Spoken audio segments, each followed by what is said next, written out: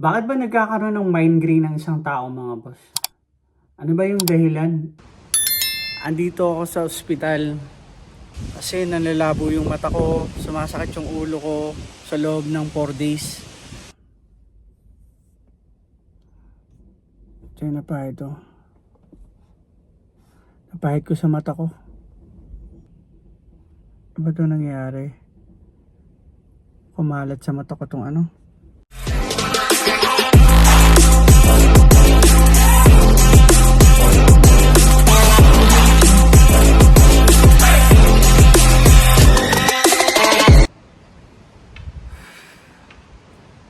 Palabas na ako, mga boss.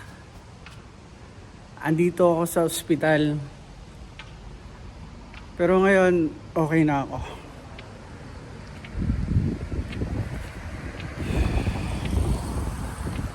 For days, mga boss, na iniinda ko tong sakit na to. Akala ko kung ano na.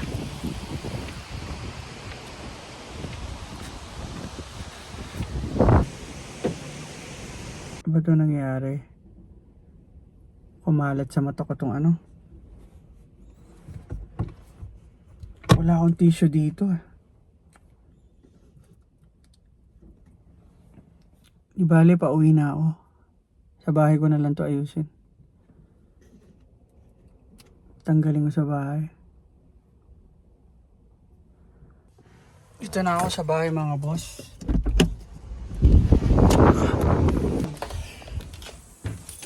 Nag-start ako doon ng mga mag-aalauna.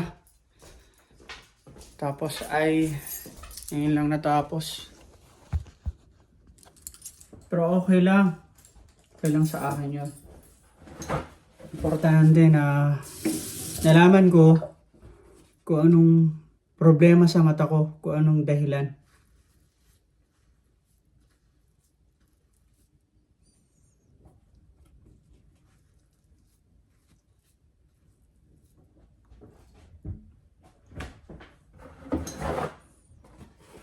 Merong itunurok sa akin dito sa may ugat ko. Hindi ko alam kung ano yun. Siyempre hindi ko na.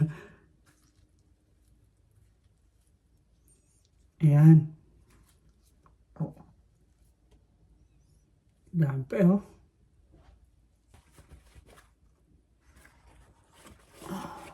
Pula eh.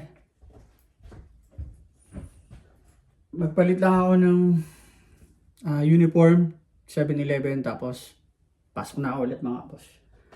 Saglit lang, mga boss.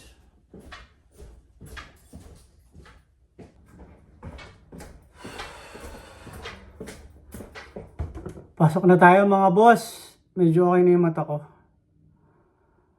Bakit ba nagkakaroon ng migraine ng isang tao, mga boss? Pasok na tayo, mga boss. Let's go.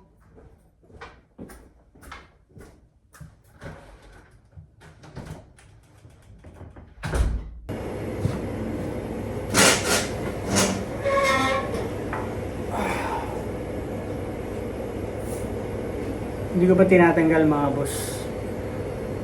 Kasi baka nagtatrabaho kasi ako eh. Kaya pinalagyan ko ng ganito.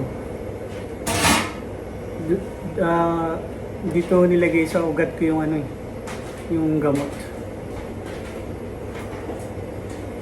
Mga boss. Wala kamatayang chicken. Wala akong gloves.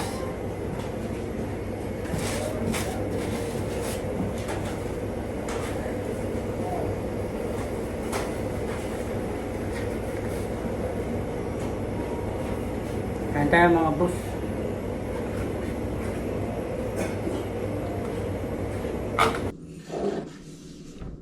Pakinggan natin, mga boss, kung ano ba talaga yung sanhi kung bakit nagkakaroon ng migraine at headache yung isang tao. Sanhi ng migraine at headache ay komplikado, pero ito ang mga pangkaraniwang triggers. Una, stress, pwedeng emotional or mental. 2, sumobra ka sa caffeine. Mga boss, stress. Ay, buhay. Siguro naman halos lahat tayo nakaka-experience ng stress. Lalo na pagdating sa trabaho. Isa yun sa pangkaraniwan sa ating mga tao, nagkakaroon tayo ng stress sa trabaho. Nangyayari din yun sa akin mga boss. Lalo na kapag tulad dyan, meron tayong double job. So, alam niyo na, minsan sa bakery, pag marami akong order, tapos napapasabay yung delivery, tapos magbe-bake pa ako. Tapos sinahabol ko yung oras ko, na makauwi ako ng tama sa oras, kasi may duty pa ako sa pangalawang trabaho. Yun, minsan nangyayari talaga sa akin yung stress. Pakinggan naman natin yung pangalawa. At alcohol. 3. Kapag ikaw ay may lagnat. Yun, tulad yun, yung labis na pag-inom ng alcohol. Buti na lang, hindi ako gaano mahilig mag-inom na. Hindi tulad nung bata-bata pa ako. O sipon. Ika-4, maaari ding nakuha mo ito sa mga magulang mo, lalo na kapag meron ka ding kapamilya na madalas ang migraine attacks. Sa pamilya namin, wala namang gano'n akong na-encounter o sinabi sa akin yung magulang ko o yung sa side ng tatay ko na may ganung history nagkakaroon ng migraine attack. Ika-5, kapag nalipasan ka ng gutom. Ika-6, Yun mga boss, nangyayari sa akin yung minsan. Yung nalilipasan ako ng gutom. Lalo na kapag papasok ako sa pangalawang trabaho. Pag nag-abot yung oras ko, ayun na, hindi na ako nakakakain. Uwi na lang ako sa bahay, papalit ako ng damit, tapos diretso pasok na ako. Alam ko nangyayari din sa mga iba nating kababayan yung gano'n. pagkulang ka sa tulog o nagbago ang iyong sleeping schedule. Ayun, isa din yun. Sa sinabi niya na nagkakaroon din ako nung minsan na kulang ako sa tulog. Medyo wala tayo sa mood magtrabaho kasi kulang tayo sa energy. Yun yung na-experience ko minsan. Isa din pala yun sa sanhi ng migraine. Pakinggan pa natin to.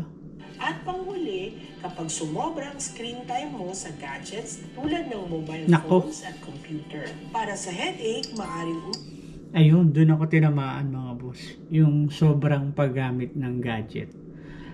Dahil alam nyo na, isa na rin tayo sa YouTube creator. Gumagawa tayo ng mga vlogs, ganyan. So, mas marami akong naibibigay na time sa pag-edit, ganyan. After kong ma-shoot yung isang video, ganyan, nakapag-video ako. Tapos, kinakat-cut ko yun hanggang sa mapaganda ko yung isang video. So, matagal din. Naglalaan talaga ako ng oras para dun sa video ko. Tapos, i-upload ko na siya sa aking mga social media account tulad ng TikTok, Facebook page, at ang aking YouTube channel, ang JP9 TV. Ayun, na-share ko lang sa inyo to. Alam ko na lahat naman ng narinig natin ngayon mga na-experience nyo rin, di ba? Kasi itong migraine na to, ngayon ko lang to na-experience. Pa-4 na araw na to mga boss eh. Nung una, first day, hindi pa siya gaano masakit. Pero nung pangalawang araw, ayun na. Pangatlong araw, sobra na talaga siyang sakit. Naluluha ako. Tapos alam niyo yung tipo na nakahiga ka, tapos pagising mo ng umaga, pagbangon mo, parang umiikot yung paningin mo, nalulula ka. So, hindi agad ako makatayo. So, pag biglang akong pagtayong ganun, upo ulit ako kasi parang ako nalulula, napakapit ako sa kama, ganyan. Tapos, nagpahinga muna ako habang nakaupo ng mga ilang minuto, saka ako tumayo. Pero pakiramdam ko pa rin, nahihilo pa rin ako. Tapos, ang sakit ng ulo ko. Tapos, minom ako ng Advil, ayan, ganyan. Tapos umupo pa rin ako ng ilang minuto. Halos maliit na nga ako sa trabaho kasi masakit talaga siya. Pagdating ko sa trabaho, ayun, nag-trigger na naman siya. Masakit na naman ang ulo ko. Para akong nalulula. Yun na yung ika-pangalawang araw at ika-tatlong araw ganun din. Kaya ang sabi sa akin ni Mrs., magpa-check up ka na kasi pang-4 na araw na yan bukas. Yun, nag-decide na ako at dun ko nalaman talaga na meron pala akong migraine na tinatawag. Yung isang mata ko, ito, sa left eye ko dito, nagluluha to. At para siyang basta masakit. Tapos yung kalahati ng ulo ko masakit talaga. Masakit talaga to. Tapos yung parang may times na parang nanginginig ako. Sabi ko, kailangan ko na talagang pumunta. Kaya pumunta na ako noon. At doon ko nalaman, yun pala yung sanhi ng lahat na yun. Tinamaan na pala ako ng ganon. At isa doon sa mga sinabi niya, ang labis na pag-iisip. Stress, yun yung talagang nag-trigger sa akin. Kaya meron silang itinurok sa akin para maging positive ako.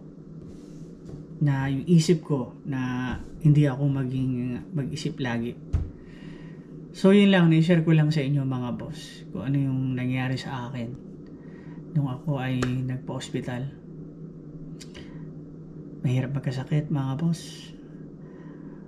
Sa dami ng naging sakit ko dito, mapalad ako at nandito ako sa Canada kung saan meron silang, alam niyo na, libreng check-up, libreng opera.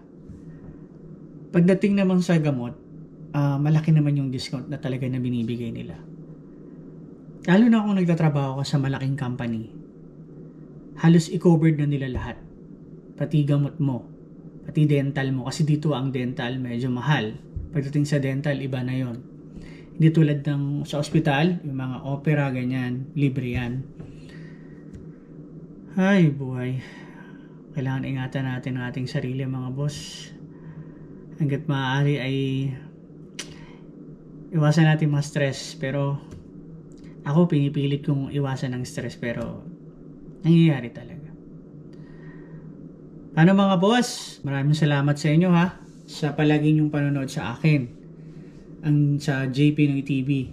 At maraming salamat din po sa mga nag-follow sa aking Facebook page ang JP Noy TV. Sa aking TikTok account ang JP Noy TV. Maraming salamat po ulit sa inyo lahat mga boss. Paalam po.